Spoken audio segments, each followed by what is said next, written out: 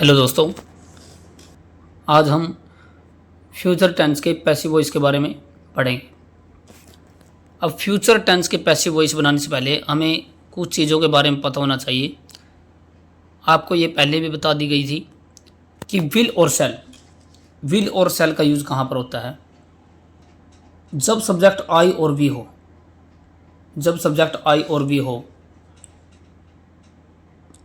आई और वी के साथ शैल का यूज होगा।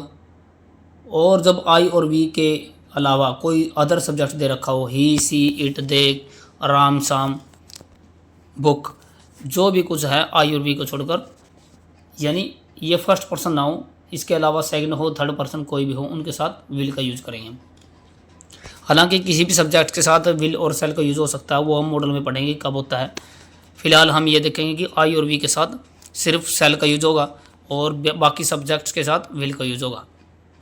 अब इसके बाद हम दो केसेस के बारे में पढ़ते हैं, एक है सब्जेक्टिव केस और एक है ऑब्जेक्टिव केस। सब्जेक्टिव केस का मतलब क्या है? सबसे पहले देखो, किसी भी सेंटेंस के अंदर क्या होता है, असर्टिव सेंटेंस के अंदर सबसे पहले सब्जेक्ट होता है, उसके बाद वर्ब्स होती हैं, हेल्पिंग वर्ब, मेन वर्ब, जो भी, उसके बाद होता है ऑब्जेक्ट। अब ये सब्जेक्ट क्या है, यानी इसकी सब्जेक्ट की जगह कोई भी नाउन, प्रोनाउन कुछ भी आ सकता है। राम, शाम, आई, वी, ही, सी, इट, दे, कुछ भी आ सकता है।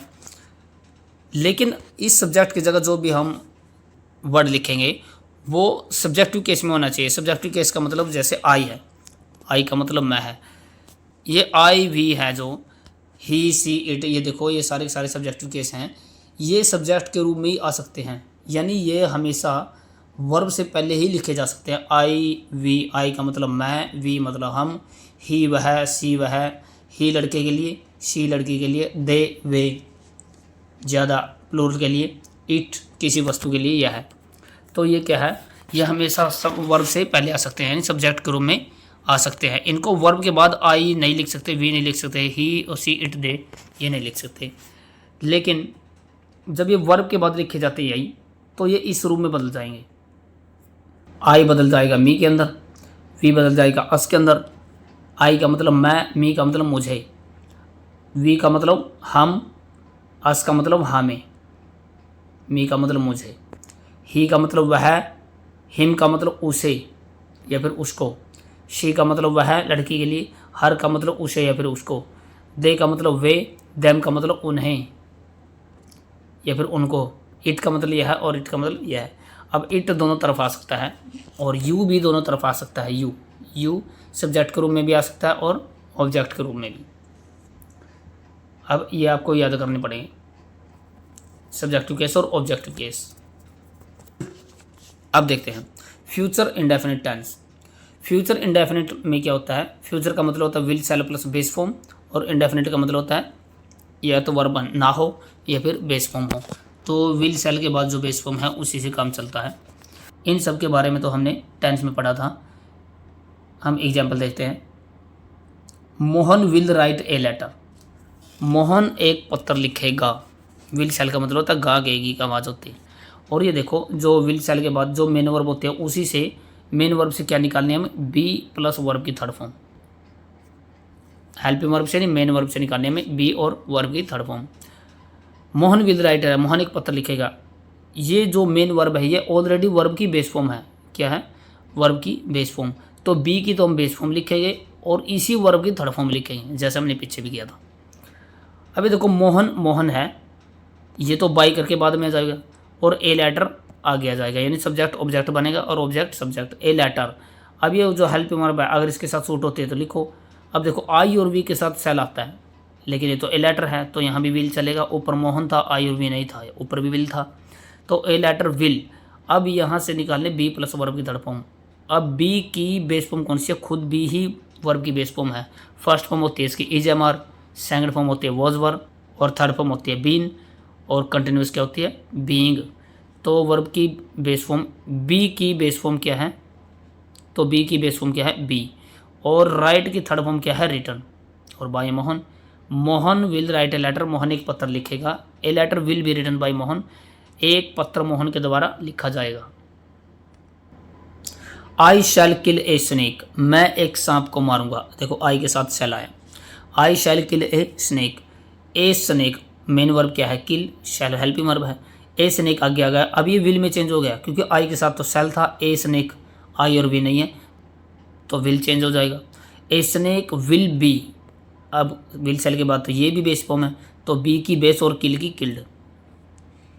किल क्या है, वर्ब की बेस फॉर्म है और इसी से बी प्लस वर्ब की थर्ड फॉर्म निकालनी है तो बी की बेस फॉर्म बी और किल की थर्ड फॉर्म क्या है, किल्ड।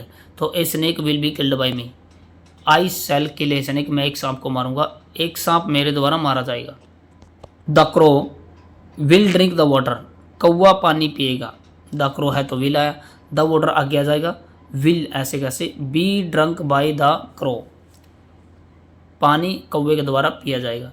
यानी कोई भी मॉडल हो, चाहे विल शैल हो, कैन कुड में माइट मस्ट, वो ऐसे कैसे लिख के बस सेल का ध्यान रखना, सेल कहाँ आएगा, विल कहाँ आएगा, बस बी प्लस वर्ब की third form, will be drunk by the crow, the crow will drink the water, कौवा पानी पिएगा, the water will be drunk by the crow, पानी कौवे के द्वारा पिया जाएगा। An arrow will shoot A pig, एक एरो यानी एक तीर सुअर को शूट करेगा। ए pig will be shot with an arrow, एक सुअर तीर के साथ शूट किया जाएगा। अब हमने इसके बारे में पढ़ा था, किसी वस्तु को बाय नहीं लिखते हम, किसी वस्तु के साथ, ये तो किसी इंसान के साथ या जानवर के साथ आ सकता है, विद आएगा, निर्जीव नॉन लिविंग थिंग्स के साथ विद आएगा। आई शैल नो दिस एड्रेस, मैं इस एड्रेस को जानूंगा। दिस एड्रेस विल बी, अब देखो आई के साथ सेल है तो एड्रेस, आई सब्जेक्ट था तो सेल आया, दिस एड्रेस ये सब्जेक्ट हो गया तो विल आ गया। आई विल, नो वर्ब की बेस फॉर्म है तो बी की बेस फॉर्म बी और नो की third form known. This address will be known to me, this address will be known to me. I shall know this address, मैं इस address को जानूंगा, यह एड्रेस मेरे द्वारा जाना जाएगा। Vicky will marry to Katrina, Vicky Katrina से शादी करेगा। Katrina will be married to Vicky, अब ये टू ऑलरेडी है तो टू का टू, मैरी के साथ टू ही आता है, नो के साथ भी टू आता है। कैटरीना की विक्की से शादी की जाएगी।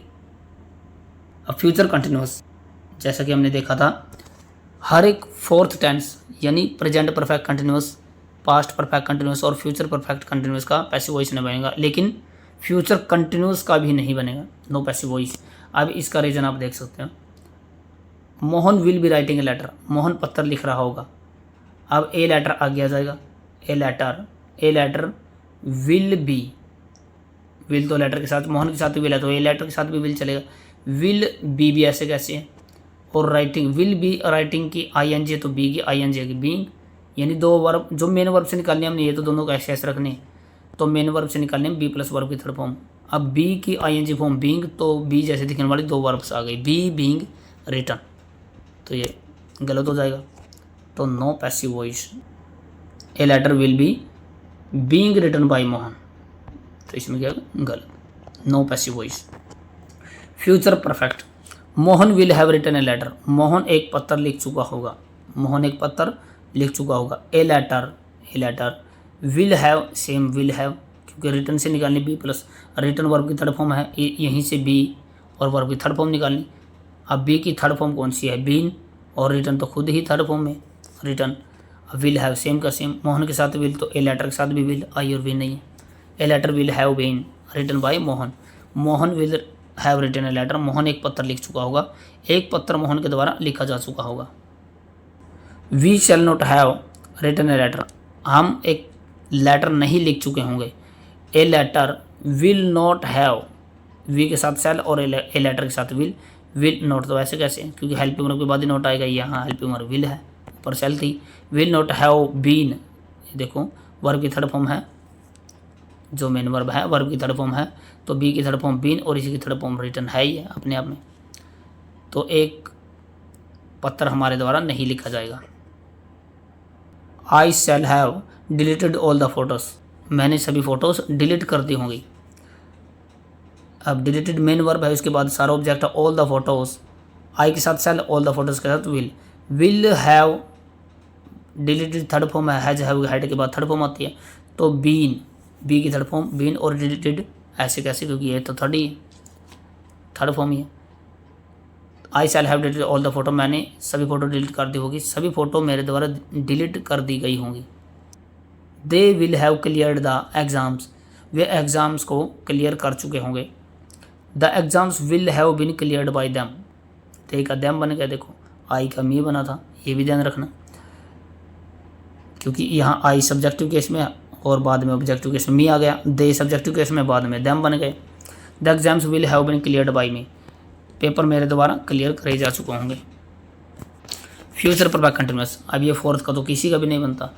अब ये देखो will shall have been writing a letter for 2 hours, अब देखो फॉर 2 hours, 2 hours जैसे हमने आगे ले लिए तो विल आ गया, ये बीन पहले से ही है और आईएनजी में बी की फॉर्म फिर आएगी, बीन बीइंग, तो no passive voice, a letter will have been being, no passive voice. अब आगे देखो, जैसे कि विल शैल क्या थी, मॉडल वर्ब थी, तो इसी तरह और भी मॉडल्स होते हैं, can could may might must, can could would could, दोबारा से आगे could, should may might must dare need, ये भी सारे मॉडल्स हैं, जैसे विल शैल मॉडल है ये भी मॉडल्स है, तो इनके साथ भी सेम ही रूल होना चाहिए बिल्कुल। अब देखो I can create new things, मैं नई चीज़ें, कैन का मतलब सकता हूँ, सकते हैं, सकते हो। I can create new things, मैं नई चीज़ें पैदा कर सकता हूँ, बना सकता हूँ, क्रिएट कर सकता हूँ। विल सेल के बाद जैसे बेस फॉर्म आती है और ये मॉडल है विल सेल, तो और भी तो मॉडल हैं, कैन कुड में मस्ट, ये भी तो सभी मॉडल, तो इनके बाद भी बेस फॉर्म आनी चाहिए। तो कैन के बाद भी देखो I can do this question बोल सकते, आई कैन डज नहीं बोल सकते, I can does this question, ना ही डिड बोल सकते, I can did this question, ना ही डूइंग बोल सकते, I can doing. Can could में माइट मस्ट सबके बाद बेस फॉर्म ही आती है, जैसे विल सेल के बाद आती है। I can create new things, मैं नई चीज़ें बना सकता हूँ, क्रिएट कर सकता हूँ। तो बेस फॉर्म बी की बेस फॉर्म ये खुद भी है और क्रिएट की थर्ड फॉर्म क्रिएटेड हो गई, बाकी सेम है। अब जैसे विल सेल का आई और वी के साथ ध्यान रखना पड़ता है, ये सिर्फ 2 ही मॉडल्स का ध्यान रखना पड़ता है, बाकी किसी मॉडल का कोई ध्यान नहीं रखना पड़ता, ये किसी के साथ भी आ जाते हैं, यानी ये चेंज नहीं होगा, ऊपर कैन है तो नीचे कैन ही रहेगा, ऊपर कुड है तो नीचे भी कुड ही रहेगा, ऊपर में है तो नीचे में रहेगा, बस विल सेल में ही ध्यान रखना पड़ता है। न्यू थिंग्स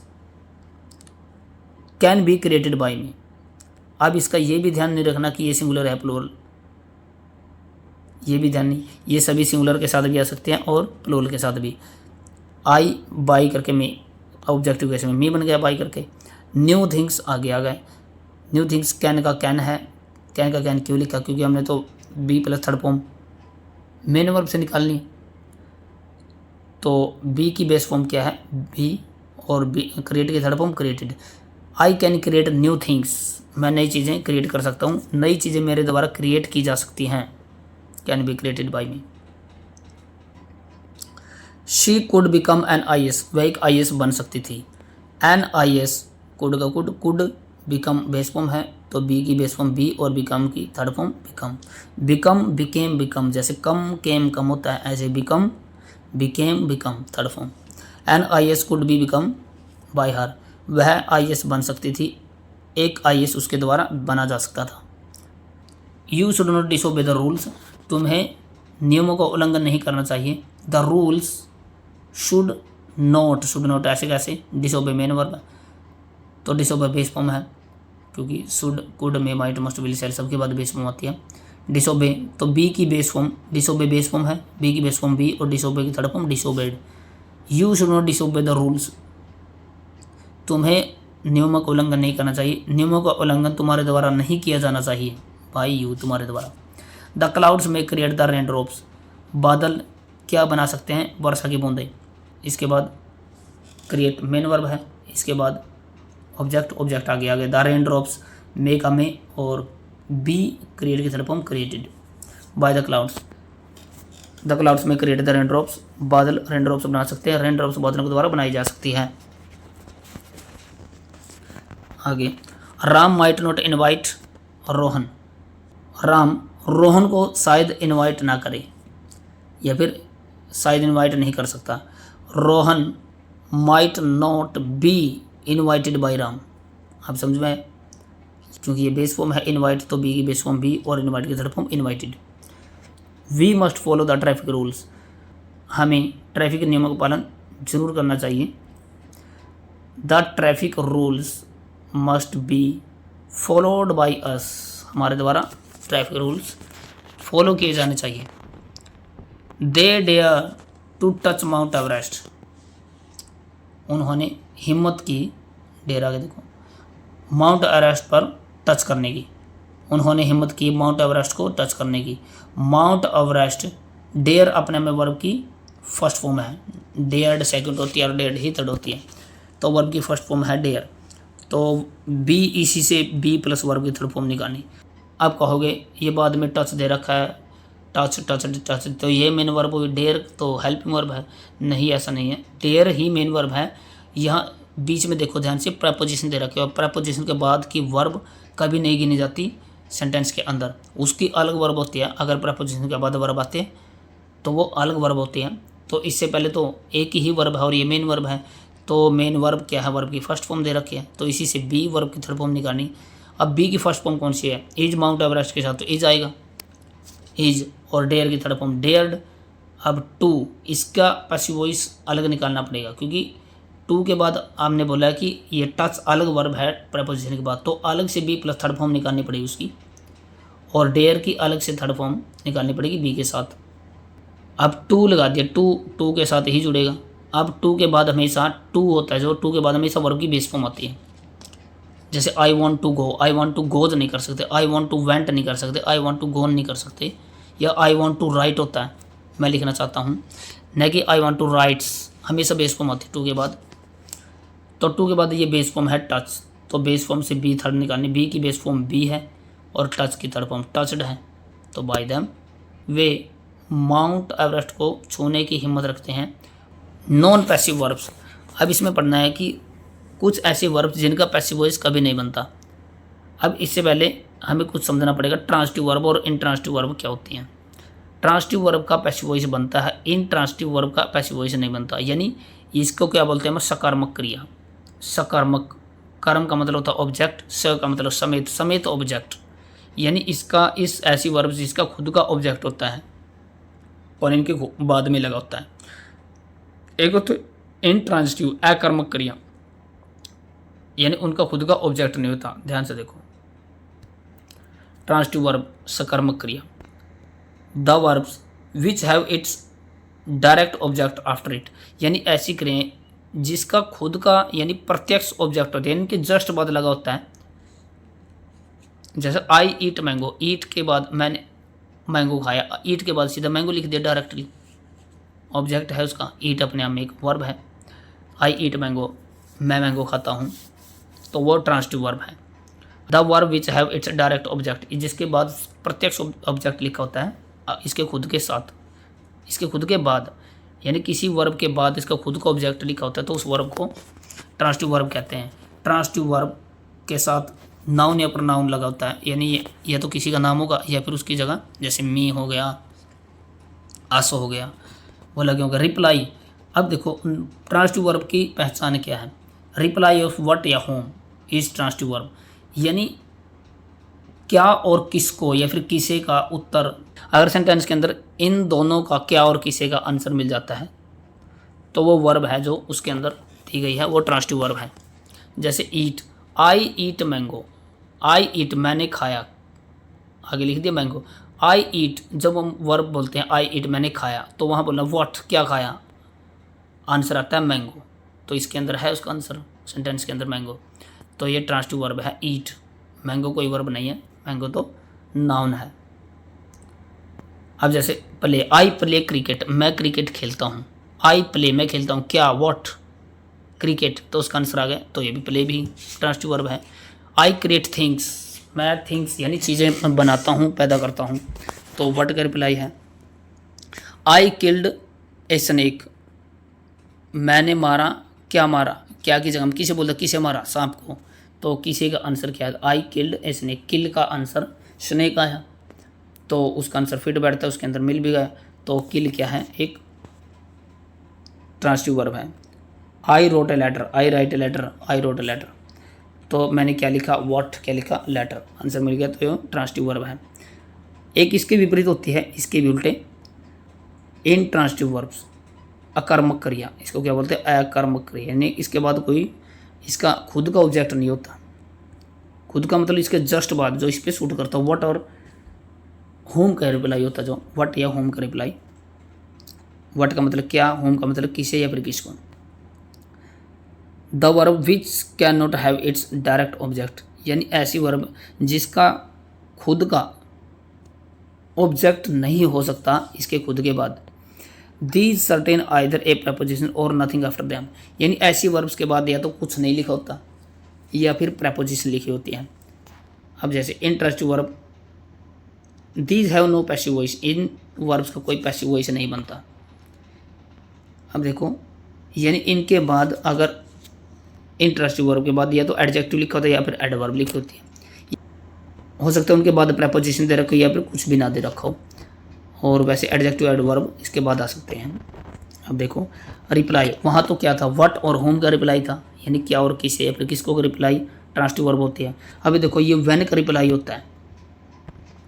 व्हेन मतलब कब, कब हुआ कोई काम, कहाँ गया, हाउ का मतलब कैसे, वाई का मतलब क्यों, यानी इन सब का आंसर जो भी उसके अंदर आता है वो प्रपोजिशन देकर उसका आंसर होता है। तो अगर इनमें से कब, क्यों, कैसे, क्यों, कहाँ, कैसे, तो इनका आंसर अगर आए तो वो वर्ब क्या है, इंट्रांसिटिव वर्ब, अकर्मक क्रिया। जैसे ही गोज टू स्कूल, वह स्कूल जाता है। अब ही गोज मेन वर्ब पे आके पर्सन बोलना, ही गोज वह जाता है, क्या जाता है, क्या का आंसर स्कूल थोड़ी है, कहाँ का आंसर स्कूल है, वह कहाँ जाता है, तो ये आंसर व्हाट है, होम का नहीं है। तो ये कौन सी वर्ब है, इंट्रांसिटिव वर्ब है। कहाँ का रिप्लाई है, नहीं, ही गोज वह जाता है, कहाँ जाता है, तो स्कूल में। ये जो आंसर है बाद में ऑब्जेक्ट दे रखा है, किसका आंसर है, ये क्या का आंसर है, वर्ब पे आके हम क्या बोलेंगे, क्या जाता है स्कूल में, वह ही गोज वह जाता है, क्या जाता है, बोले स्कूल नहीं, वह कहाँ जाता है, उसका आंसर ये है। Ram went eight 6 PM, Ram 6 बजे गया, राम क्या गया, नहीं, कब गया, कब का आंसर है ये 6 PM, तो कब मतलब वैन का आंसर है। आई केम लेट, मैं लेट आया, मैं क्या आया, लेट, क्या आया लेट नहीं होता, कैसे आया, कैसे आने का मतलब है कि समय से पहले आया है, समय के बाद आया, तो समय के बाद आया तो लेट आया, ठीक है। तो ये केम भी क्या है, ये वेंट है, गोज है, और केम क्या है, अपने हम इंट्रांसिटिव वर्ब। अब ये मत सोचना ये सेकंड फॉर्म होती है कि फर्स्ट, कोई सी फॉर्म हो, गो, वेंट, गोन, ठीक है, कम, केम, कम, ये सारी सारी मतलब वर्ब ही है, चाहे इसकी कोई भी फॉर्म हो तो ये इंट्रांसिटिव ही रहेगी। फर्स्ट फॉर्म हो, सेकंड हो, थर्ड हो, या ING वाली कंटिन्यूस फॉर्म हो। द स्नेक कम्स स्लोली, सांप धीरे धीरे आता है, कैसे आता है, धीरे धीरे, क्या आता है थोड़ी, सांप क्या आता है, धीरे धीरे, नहीं इसका आंसर नहीं है, स्लोली तो कैसे का आंसर है, तो ये कम्स क्या है, इंट्रांसिटिव वर्ब। यानी इससे क्या पता चला, जो भी हमने ये सेंटेंस लिख रखे इनका पैसिव वॉइस नहीं बनता। ही गोज टू स्कूल, वह स्कूल जाता है, हम हिंदी में चाहे बेसिक से बोल दें कि उसके द्वारा स्कूल जाया जाता है, लेकिन इंग्लिश में एक्सेप्ट नहीं होगा, क्योंकि पैसिव वॉइस के लिए हमें सब्जेक्ट को ऑब्जेक्ट बनाना, तो ऑब्जेक्ट को सब्जेक्ट। अब यहाँ देखो ही गोज, इसके गोज के बाद ऑब्जेक्ट नहीं है, ये जो स्कूल होता है ना प्रपोजिशन का ऑब्जेक्ट है ये, और इसको हम आगे नहीं ले जा सकते, डायरेक्ट ऑब्जेक्ट को ही आगे ले जा सकते हैं हम। तो ये प्रपोजिशन के बाद जो भी वर्ड लिखा होता है उसको बोलते हैं हम प्रपोजिशन का ऑब्जेक्ट। तो ये स्कूल प्रपोजिशन का ऑब्जेक्ट है, न कि इस वर्ब का ऑब्जेक्ट है गोज का। गोज का ऑब्जेक्ट तो इसके डायरेक्टली बाद आना चाहिए था, लेकिन गोज इंट्रांसिटिव है तो डायरेक्ट ऑब्जेक्ट नहीं होता। तो यहाँ पर जब यहाँ पर इसका ऑब्जेक्ट, इस वर्ब का ऑब्जेक्ट नहीं है, तो हम इसको स्कूल को आगे नहीं ले जा सकते, क्योंकि बिना सब्जेक्ट तो वाक्य शुरू नहीं होगा, ठीक है। He went eight 6 PM, 6 PM को कैसे आगे लेंगे, तो एट का ऑब्जेक्ट है, ठीक है। आई केम लेट, अब लेट एक एडवर्ब है, यानी इंट्रांसिटिव वर्ब के बाद एडजेक्टिव एडवर्ब लिखा होता है। अब लेट, मैं लेट आया, मेरे द्वारा लेट आया जाता, कैसे बनाएंगे, लेट आगे, यहाँ तो ऑब्जेक्ट ही नहीं है, लेट तो एडवर्ब है, केम वर्ब है, आई सब्जेक्ट है, तो ऑब्जेक्ट। सेंटेंस कैसे शुरू करें पैसिव वॉइस का, क्योंकि हम पहले सब्जेक्ट लिखना होता है, ऑब्जेक्ट ही नहीं है तो उसका सब्जेक्ट कैसे बनाएं। द स्नेक कम्स स्लोली, सांप धीरे धीरे आता है, तो स्नेक तो सब्जेक्ट हो गया, ये तो ऑब्जेक्ट बाय स्नेक चल जाएगा पीछे। लेकिन यह कम्स तो वर्ब है, स्लोली एडवर्ब है, क्योंकि इसकी विशेषता बताती है। तो कम्स की कैसे आता है, कम्स का मतलब आना, स्लोली का मतलब धीरे, तो धीरे आना, तो आना धीरे के लिए आएगा। तो ये तो कम्स की विशेषता बताएगा, तो एडवर्ब है। अब ऑब्जेक्ट ही नहीं है तो सब्जेक्ट कहाँ से लेके आगे कैसे सेंटेंस कैसे शुरू करते हैं पैसिव वॉइस के लिए। तो इन सेंटेंस का इंट्रांसिटिव वर्ब का पैसिव वॉइस नहीं बनता।